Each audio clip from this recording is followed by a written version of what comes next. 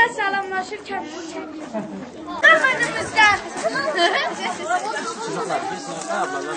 Ceryan yok, bir şey yok oğlum. Oruç. Akşam ben bile zöhre kalkmadım.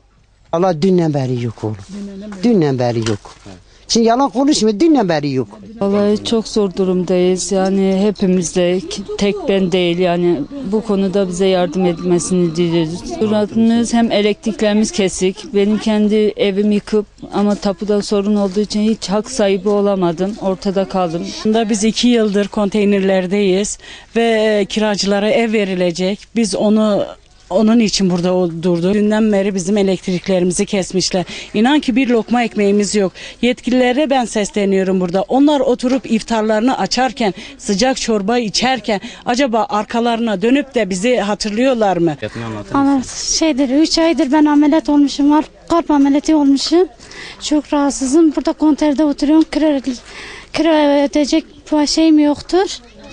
2 gündür elektrik yok. Bu çocuk yani ne yemek yapabildik? Tüp bulamadık burada ya. Kiminin tüp dolduracak parası yok. Ben mezar mağdurum. Ama mebrine cerene mebrine ve rüştü da az mahkeme doğum ki diye zarka mı haşa. Az ciddi her bir tane. Bejade her çare sarı xabnerin. Amış da xazı bir kiracı devleti, bir devlet Türkiye bir de. Biz kiracıyız. Deprem oldu. Depremde evlerimiz yıkıldı. Şu anda yıkılan kiracılar burada kaldı. Yıkıldığı için de maddi durumu olmayan ev sahipleri sağlam olan TOKİ'lere geçti. Bize de hasarlı olan evleri veriyorlar, kiraya veriyorlar. Can güvenliğimiz zaten yok. Dün hiç kimse iftar etmedi. Herkes birer bardak su içti. Dışarıda da semaver yaktık.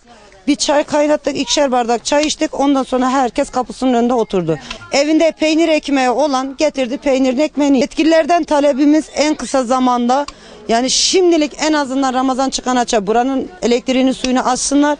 Acilen de buradaki oturanlara bir çözüm bulsunlar. Sadece mağdurlara çare bulsunlar. Bu kadar insan var. Onları yok sayamazsın. Ailesi olan, çocuklar karabalık olan millet kirayı vermiyor. Vallahi billahi vermiyor. Ben bir aydır ev arıyorum, bulamıyorum. Biz mecbur olmasak burada kalır mıydık? Yani susuz, gel elektriksiz kal. Yani yeter canımıza yeter. Yani bize bir çare bulsunlar. Tek onu istiyoruz. Çocuklarım korktu. Sabah erken çocuğum kalktı. Ana acım dedi. İçim yandı. Kendimi tutabilirim büyük olarak. Ama ufak çocuk anlamıyor ki yolsuzlukta. Hani perişan bir durumdaydı. Eğer ekonomik durumumuz iyi olsaydı 2 sene o kadar acı çeker miydi? Elektrik sularımızı kesmişler. Dünden beri hırış tatırız. Dünden beri su elektriklerimizi açmıyorlar. Konteyner kentlere ev versinler. Konteynerlerdeki insanlara, mağdur olanlara bir çare bulsun, bir ev versin.